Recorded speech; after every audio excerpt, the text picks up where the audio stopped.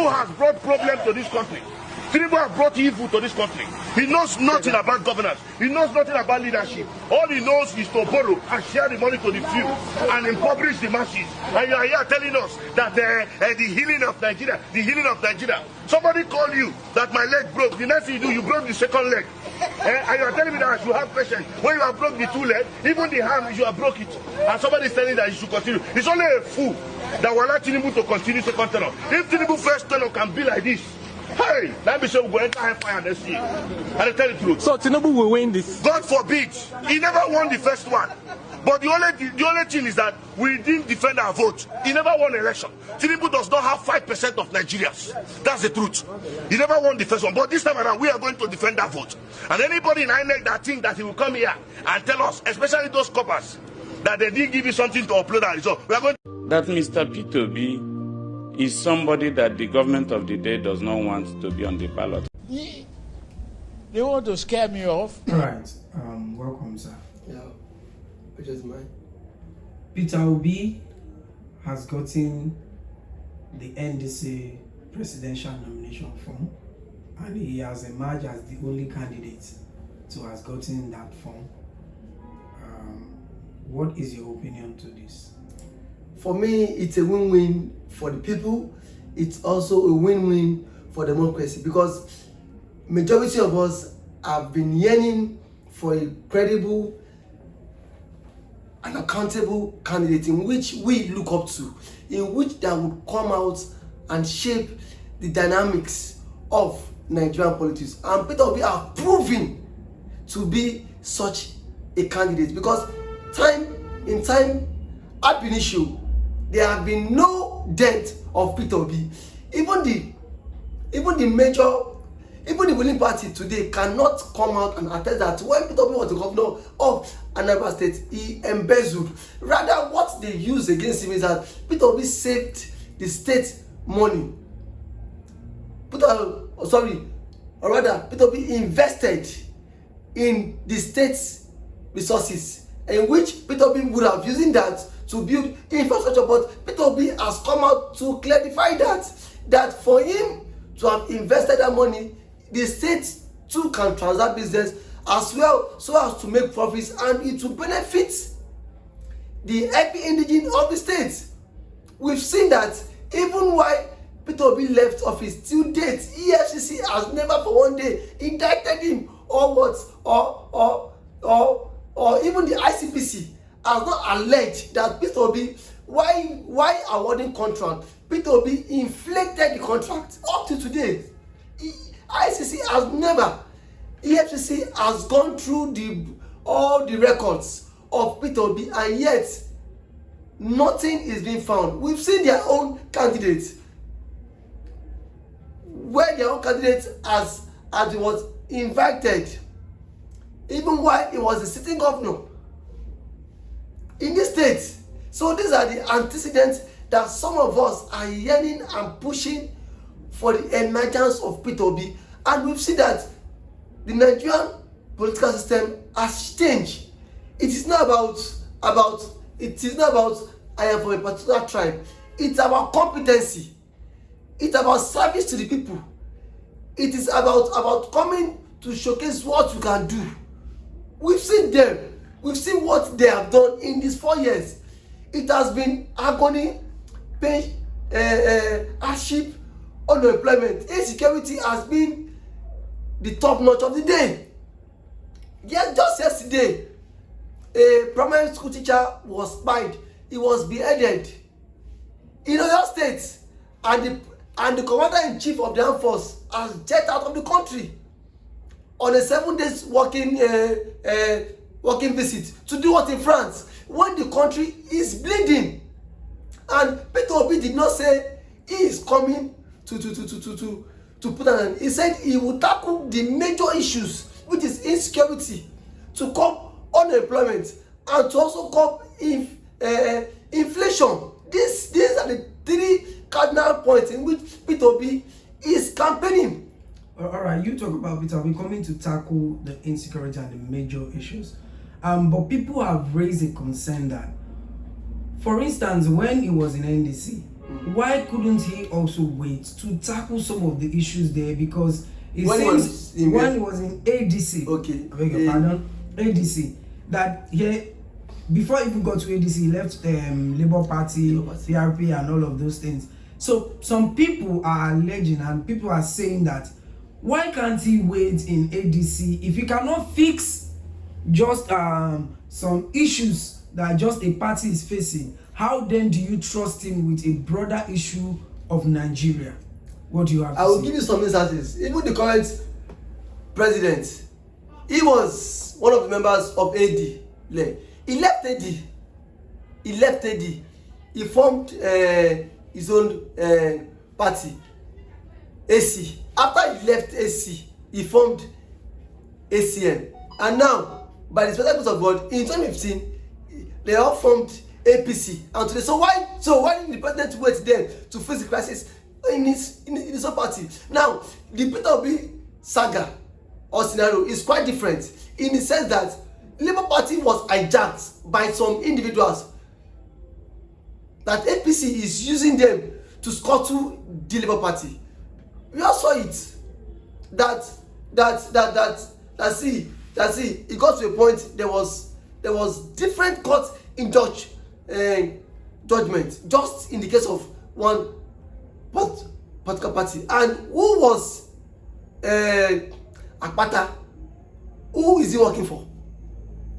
Claiming to be the chairman of the party, and which the other faction, Abure, was the faction of Peter Obi, but things were not being resolved. Obi, in his own wisdom, put every effort to resolve it, but the powers that be, that never wanted Obi to be on the ballot, keep pushing Akpata. Up to today now, is the issue in Labour Party, is it being resolved? There's the factions there. So it is not, it is, see, politics are saying it is interest. So if Obi felt his interest is not protected here anymore, so he has the right to leave. So that is not a yardstick for governance. For you to exit a party, it does not determine that this person will fail in governance. We've seen their master strategist who is very good when it comes to politicking, but he has failed fully in governance. Let's be critical now. Look at it critically. Peter Obi has won the NDC presidential form. Yes. Are you confident that he will win the presidency? I am 105% confident. Overconfident. Because with the dynamics of Nigerian politics, let us study the antecedents. Obi is now widely accepted across board. But are you also aware that APC still, as we still speak, still has a structure? Does NDC have that structure that can be the same Labour did not have structure in the last election? Who are the structure? What structure? Structure is me and you. Without humans, there is no structure. So we humans make up that structure. Obi won 12 states. So even without their so-called structure, what was the margin between the incumbent president and President Peter Obi? Sorry, and yes, he's the incumbent president. That Obi won in the FCT. He won in Lagos, which is not even his own domain. So when you speak about structure, the structure they have put in place is the money politics structure. And Obi have said he does not have shishi to spend. And then we've seen people who believe in that ideology come out to vote for him. See, in politics, when the fellow politics said, politics is a game of interest based on ideology. We've seen people, the ordinary masses, believed in the ideology of Peter Obi.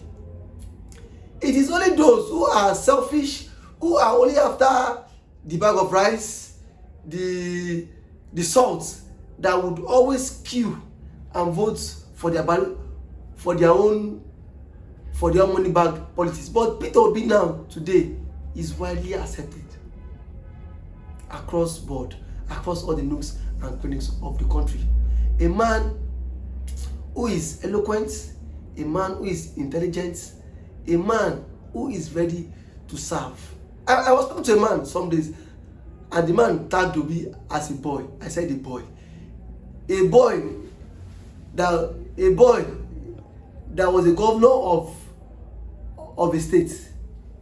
Someone did governor of a state, and then you have that effrontery to tag him as a boy. That is the height of it. But I can tell you with every conductor, look at the permutation. Go to the south, they are yearning for change. Go to the north, they are yearning for change. Go to the southeastern part of the country, they are yearning for change. As the president performed, the question is, the president has underperformed. Yes, with the current allocation, with the current IGR of Nigeria, when the money for the subsidy, where is the money going to? Rather, the ordinary masses are now being taxed, double taxation on a daily basis. Look at the power sector, the president has failed. If you begin to highlight all these sectors, is it the health sectors where you see that even most doctors go on strike at every market day?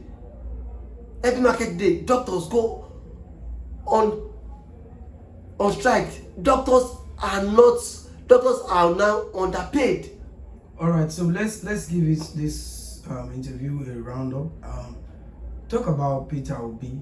Now, we understand that a lot of youths are yearning for Peter Obi. Not youths, even the elderly ones. All right, so with that, some people say election are not won on social media. Exactly. If you take back 2023, we have at least about 93 million registered voters thereabouts, and in the election, it was only about 24 or 25 million people that later voted. So we still have a gap of people that didn't vote. Don't you think that might also still play out in 2027 and still might not make Obi to win? You cannot rule out the factor of political apathy. Some persons are wired generally not to be interested in anything that has to do with politics. So that does not mean the fact that Obi might not get that vote. And why some persons would get that vote and then no, now INEC too can deprive people of the voters card. Because we've seen in the last election where a particular tribe, where the Igbo tribe were not giving the voters card for them to exercise their franchise. And then third one again can be fear of what hoodlums. We've seen how a particular tribe was being disenfranchised of voting. So I can tell you this year that if INEC is being sincere, if there's a free level playing ground, that nothing will stop Obi emergence. And now politics is a game of interest and also a game of numbers. In the people's election, look at the fact that Babadati Ahmed was not a very formidable candidate in the north. Now Obi has perched his tent with Engineer Musa Rabi Kwankwaso, a very formidable man in the north. Don't forget that Kwankwaso is an household name in the northern politics. So by that permutation, by that collabo, I can tell you that nothing will stop the emergence of Peter Obi. In the southeast, it is clear. The south, it is clear.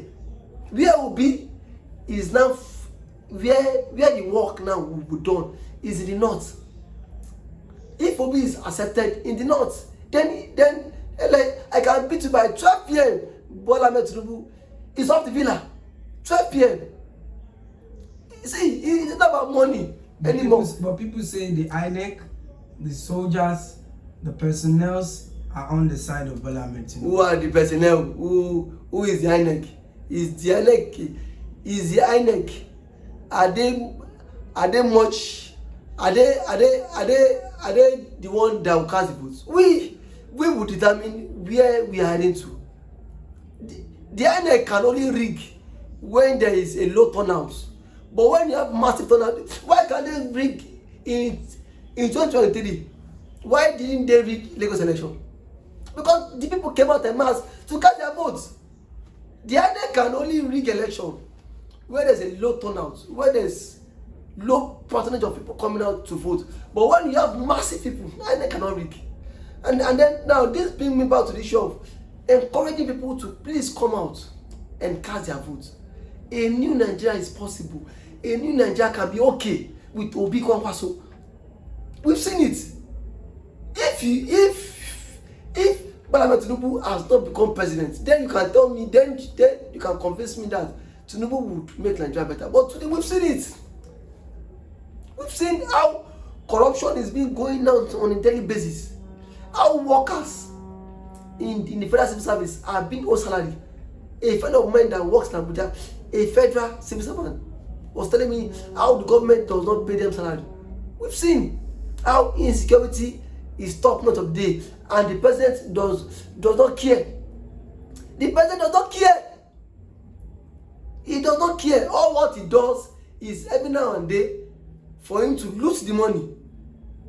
The interest of Nigerians does not concern the president, and he still wants the same man to be done.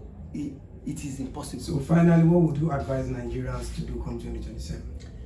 Nigerians come 2027, the decision is in our hands to make. That was how Jonathan warned us that do we want to go back to the Stone Age, or do we want to move to the new digital era? We refused.